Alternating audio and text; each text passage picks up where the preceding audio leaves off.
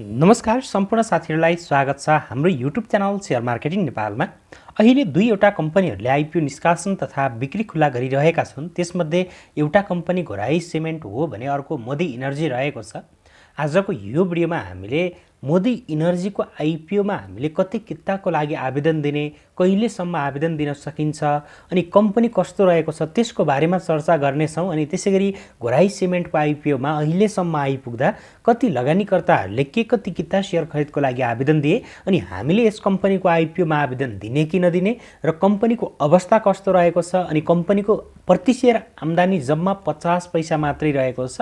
यसरी 50 पैसा मात्रै अर्निङ पर सेयर भएको कम्पनीलाई हामीले 435 मा खरिद गर्दा हामीलाई फाइदा होला कि नहोला, अथवा अहिले आइपिओ भर्ने लगानीकर्ताहरूलाई सेकेन्डरी मार्केटमा कारोबार हुन थालेपछि घाटामा पो हुने हो कि अथवा आफूले गरेको लगानी डुब्ने पो हो कि कस्तो किसिमको सम्भावना रहेको छ त्यसको बारेमा केही चर्चा आजको यो भिडियोमा गर्नेछौँ। त्यसकारणले गर्दा भिडियो एकदमै महत्त्वपूर्ण रहनेवाला छ।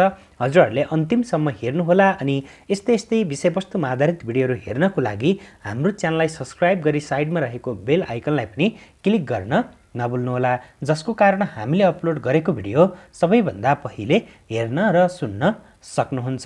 आउनुहोस् अब हामी आजको विषयवस्तुतर्फ नै लागौँ। सबैभन्दा पहिले मोदी इनर्जीको आइपिओको बारेमा म तपाईहरुलाई केही जानकारी गराउन चाहे अनि त्यस पछाडि हामी घोराई सिमेन्टको आइपिओको बारेमा चर्चा गर्नेछौँ। मोदी इनर्जी लिमिटेडले वैशाख 19 गतेदेखि आइपिओ निष्कासन तथा बिक्री खुला गरेको छ। अनि यो कम्पनीले हामी सर्वसाधारण अर्थात् जनरल पब्लिकहरूको लागि 55,59,420 किता सेयर निष्कासन तथा बिक्री खुला गरेको छ। अनि अब यस कम्पनीले निष्कासन गरेको आइपिओमा हामीले वैशाखको 24 गतेसम्म मात्रै आवेदन दिन सकिनेछ भने कम्पनीको आइपिओमा हामी इच्छुक लगानीकर्ताहरूले प्रति किता 100 रुपियाँ अङ्कित दरले न्यूनतम 10 किता अथवा सोभन्दा बढीका लागि 10 अङ्कले भाग जाने सङ्ख्यामा अधिकतम 1 लाख कितासम्मको लागि आवेदन दिन सकिनेछ। कम्पनीको आइपिओमा नेपाल धितोपत्र बोर्डबाट स्वीकृति प्राप्त गरेका सम्पूर्ण सियास्पा सदस्य बैंक, वित्तीय संस्था र तिनका तोकिएका शाखा कार्यालयहरूबाट आवेदन दिन सकिनेछ। अनि सिडिएससीले सञ्चालन गरिरहेको मेरो सेयर मोबाइलको एप अनि त्यसैगरी वेबबाट पनि हामीले सजिलैसँग आइपिओमा आवेदन दिन सकिनेछ। आइपिओ निष्कासनका लागि गराएको रेटिङमा क्रेडिट रेटिङ संस्था इन्फोमेरिक्सले यो कम्पनीलाई IR++ रेटिङ प्रदान गरेको छ। अनि यसले कम्पनीको वित्तीय दायित्व वहन गर्ने क्षमतामा औसत जोखिम रहेको सङ्केत गर्ने गर्दछ। र अब यो कम्पनीको आइपिओमा हामीले 24 गतेसम्म मात्रै आवेदन दिन सकिनेछ। अहिलेसम्म हजुरहरूले आइपिओमा आवेदन दिनुभएको छैन भने यो भिडियो हेरिसकेपछि गएर आवेदन दिन सक्नुहुनेछ। र हामीले यसमा धेरै किता आवेदन दिनु जरुरी छैन, जम्मा 10 किताको लागि आवेदन दिँदा उपयुक्त हुने देखिन्छ। लगानीकर्तालाई यसले करिब 55 लाख किताभन्दा बढी आइपिओ निष्कासन गरेको छ। 5 लाख भन्दा बढी लगानीकर्ताहरूलाई यस कम्पनीको आइपिओ हात पर्ने देखिएको छ। अब यस अर्थमा तपाईले 2-4 जनाकोबाट आवेदन दिने गर्नुहुन्छ, आफ्नो परिवारमध्ये सबैजनाकोबाट आइपिओ भरिरहनु भएको छ भने तपाईहरुलाई पर्ने सम्भावना चाहिँ अलिकति बढी नै हुने गर्दछ। भने तपाई 1 जनाकोबाट मात्रै आइपिओमा आवेदन दिने गर्नु भएको छ भने तपाईहरुलाई चाहिँ आइपिओ पर्ने सम्भावना एकदमै कम हुने देखिन्छ। र अब यो कम्पनीको आइपिओमा हामीले 10 किता भर्ने कम्पनीको फन्डामेन्टल त्यति धेरै स्ट्रङ देखिरहेको छैन। अब यसको बारेमा डिटेल एनालाइसिसको भिडियो मैले पहिले नै पनि हजुरहरूको लागि गराइसकेको छु। माथि आई बटनमा क्लिक गरेर अथवा हाम्रो च्यानल भिजिट गरेर हेर्न सक्नुहुन्छ। र अनि यसको बोनस सेयर क्यापेसिटी, अर्निङ पर सेयर लगायत सबै विषयको बारेमा तपाईहरुले त्यो भिडियोमा चाहिँ जानकारी पाउन सक्नुहुन्छ। र अब हामी आजको अर्को अपडेटतर्फ लागौँ जुन घोराई सिमेन्टको आइपिओसँग सम्बन्धित रहेको छ। यो घोराई सिमेन्टले अहिले आइपिओ निष्कासन तथा बिक्री खुला गरिरहेको छ र यसले प्रिमियममा आइपिओ निष्कासन तथा बिक्री खुला गरिरहेको हो। यसले 335 रुपियाँ प्रिमियम जोडेर 435 रुपियाँमा आइपिओ निष्कासन तथा बिक्री खुला गरिरहेको छ। तर आयोजना प्रभावित स्थानीय बासिन्दाको हकमा भने जम्मा 300 रुपियाँ प्रिमियम थपेर 400 रुपियाँमा आइपिओ बिक्री खुला गरिरहेको छ। तर 435 रुपियाँमा आइपिओ निष्कासन गरिरहेको घोराई सिमेन्टको प्रति सेयर आम्दानी अर्थात् अर्निङ पर सेयर भने जम्मा 50 पैसा मात्रै रहेको छ।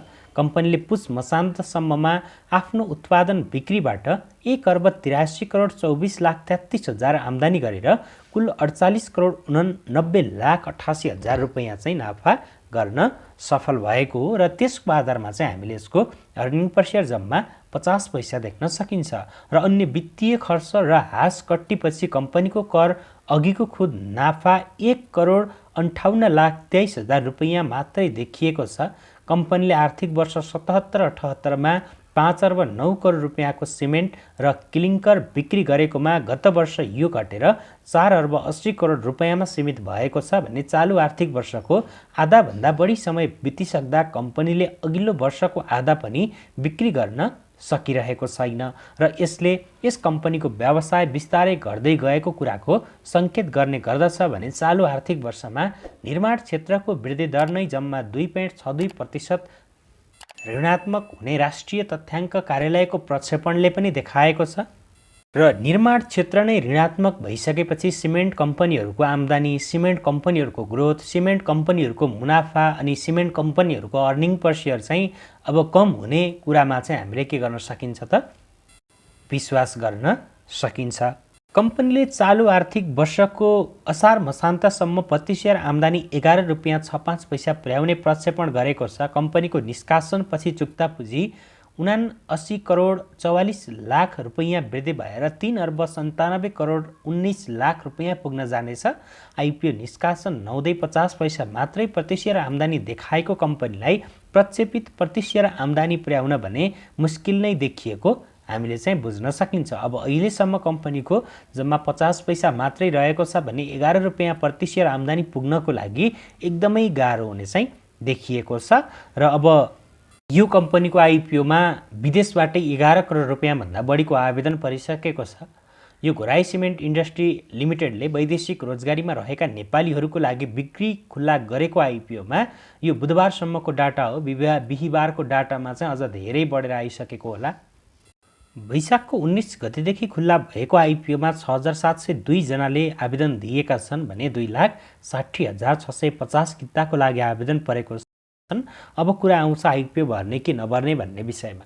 अब यो कम्पनीको आइपिओ आयोजना प्रभावितको हकमा भने अलिकति महँगो नै हो, किनकि कम्पनीले 300 रुपैयाँ प्रिमियम थपेर 400मा बिक्री खुल्ला गरिरहेको छ भनेपछि आयोजना प्रभावितहरूले तत्कालै सेयर बिक्री गर्न पाउने सम्भावना हुँदैन, किनकि लक इन पिरियडमा हुन्छ।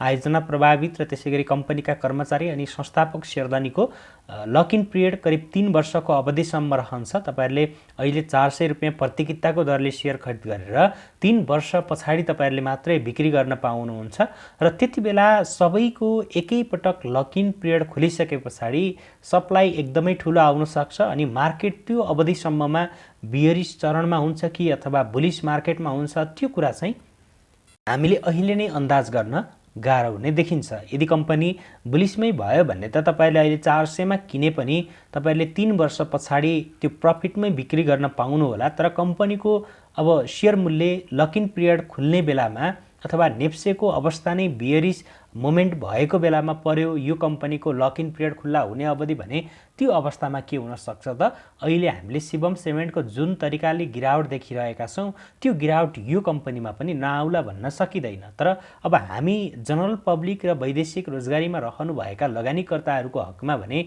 अब कम्पनीको 435 रुपैयाँमा हामीले शेयर भर्नुपर्ने हुन्छ। अब शेयर भर्दै गर्दा हामीलाई रिस्क कति पनि छैन, रिस्क छँदै छैन भनेको होइन, रिस्क छ, एकदमै रिस्क छ। हामीले यो मूल्यमा किन्नु भनेको सेकेन्डरी मार्केटबाट यस कम्पनीको शेयर किने बराबर हो। अझ कम्पनीको क्वार्टर 2 मा राम्रो ग्रोथ देख्न पाइरहेका छैनौं। क्वार्टर 2 को रिपोर्ट यसले सार्वजनिक गरिसकेको अवस्था रहेको छ र जसमा यसको वित्तीय अवस्था एकदमै नाजुक देखिएको छ। अब क्वार्टर 3 को रिपोर्ट अहिलेसम्म आइपुगेको छैन, तर अझै पनि यस कम्पनीको आइपिओमा हामीले आवेदन दिनको लागि अथवा यसको आइपिओ नेप्सेमा सूचीकृत हुनको लागि अझै 1 महिना, 1.5 महिना अथवा 2 महिनाको अवधि पनि लाग्न सक्छ, किनकि यसले अहिले बल्ल आयोजना प्रभावित र वैदेशिक रोजगारीमा रहनु भएकाहरूको लागि आइपिओ बिक्री खुला गरेको छ। तर हामी जनरल पब्लिकहरूको हकमा अझै पनि यस कम्पनीको आइपिओ खुल्ला भएको छैन। सम्भवतः जेठको अन्तिम समयमा अथवा अन्तिम सातातिर अथवा असारको पहिलो सातादेखि हामीले यस कम्पनीको आइपिओमा आवेदन दिन सक्नेछौँ।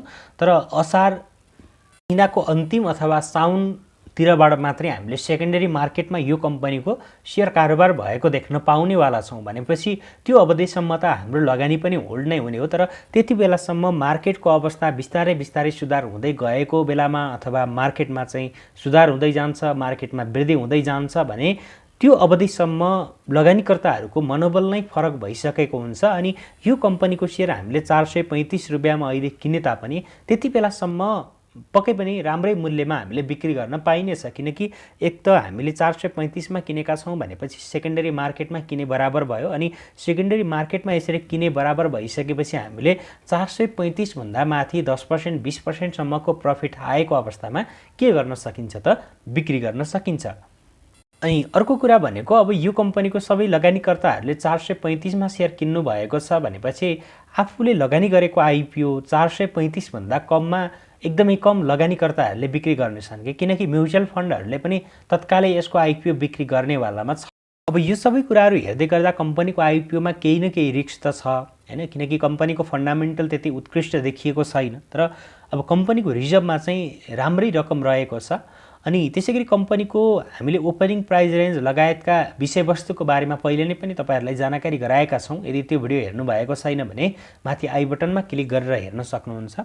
अनि कम्पनीको अर्निङ पर शेयर पनि निकै कम रहेको छ अनि कम्पनीले लगानीकर्ताहरूलाई त्यस्तो उत्कृष्ट बोनस शेयर वितरण गर्न सक्ने सम्भावना पनि छैन। हुन त कम्पनीले प्रिमियमबाट सङ्कलन गरेको जति पनि रकम छ त्यसको बोनस शेयरमा नै खर्चिनु पर्ने हुन्छ, किनकि अन्यमा लगानी गर्न पाइने व्यवस्था हुँदैन, त्यो बोनस शेयरमा नै वितरण गर्नुपर्ने हुन्छ। यसरी एक आर्थिक वर्षमा अथवा त्यो प्रिमियम बापतको रकमले बोनस शेयर राम्रो दिन पुगे तापनि त्योभन्दा अगाडिका वर्षहरूमा लगानीकर्ताहरूलाई राम्रो बोनस दिनको लागि कम्पनीले आफ्नो ग्रोथ एकदमै राम्रोसँग गर्नुपर्ने देखिन्छ। तर हामीले सबै कुरामा फन्डामेन्टल हेरेर भन्दा पनि कतिपय अवस्थामा हामीले सप्लाई र डिमान्डको रुल अनुसार पनि के गर्न सक्नुपर्छ त आफ्नो कदम चाहिँ चाल्न सक्नुपर्छ। किनकि शिवम सिमेन्टमा अहिले एकदमै ठूलो मात्रामा सप्लाई छ तर यो कम्पनीमा त्यो लेभलको अथवा त्यो जस्तो सप्लाई चाहिँ आउँदैन, किनकि भर्खर मात्रै आइपिओ निष्कासन गर्दैछ। यसको सप्लाई आउने भनेको जनरल पब्लिकको, वैदेशिक रोजगारीमा रहनुभएका नेपालीहरूको अनि सामूहिक लगानी कोषको मात्रै हो। आयोजना प्रभावितको पनि 3 वर्ष लक इन पिरियड हुन्छ, कर्मचारीहरूले पनि 3 वर्ष बिक्री गर्न पाउनुहुन्न अनि संस्थापक शेयरधनीहरूले पनि 3 वर्षसम्म बिक्री गर्न पाउनुहुन्न भनेपछि अब यसको सप्लाई चाहिँ एकदमै कम आउँछ। अनि यसरी यी कम्पनीहरुमा मार्केट बढ्न थालेसँगै डिमान्ड एकदमै वात्तै बढिहाल्छ के। त्यसकारणले गर्दा पनि अब हामीले 435 रुपैयाँमा खरिद गरेर आगामी दिनहरुमा चाहिँ कम्पनीको शेयर मूल्य 400 पनि पुग्दैन भन्ने किसिमको अवस्था पनि छैन। त्यसकारणले गर्दा तपाईले कतिसम्मको जोखिम चाहिँ उठाउन सक्नुहुन्छ त्यो अनुसार चाहिँ आवेदन दिनु होला भन्न चाहन्छु। अब यो कम्पनीको आइपिओमा तपाईहरुले आवेदन दिने सोच गराउनु भएको छ कि अथवा आवेदन दिन्न भन्ने सोच गराउनु भएको छ त्यो मलाई कमेन्टमा लेख्न नभुल्नु होला अथवा कमेन्टमा बताउन नभुल्नु होला। र यस्तै विषयवस्तुमा आधारित भिडियोहरु हेर्नको लागि हाम्रो च्यानललाई सब्स्क्राइब गरी साइडमा रहेको बेल आइकनलाई पनि क्लिक गर्नु होला। र यो घोराई सिमेन्टको बारेमा जनरल पब्लिकहरुको लागि आइपिओ निष्कासन गर्ने बेलामा मैले अझ एउटा विस्तृतमा एनालाइसिस गरेर भिडियो सार्वजनिक गर्नेछु, त्यसको लागि पनि हाम्रो च्यानललाई सब्स्क्राइब गर्नु होला। र आजको लागि चाहिँ यति नै।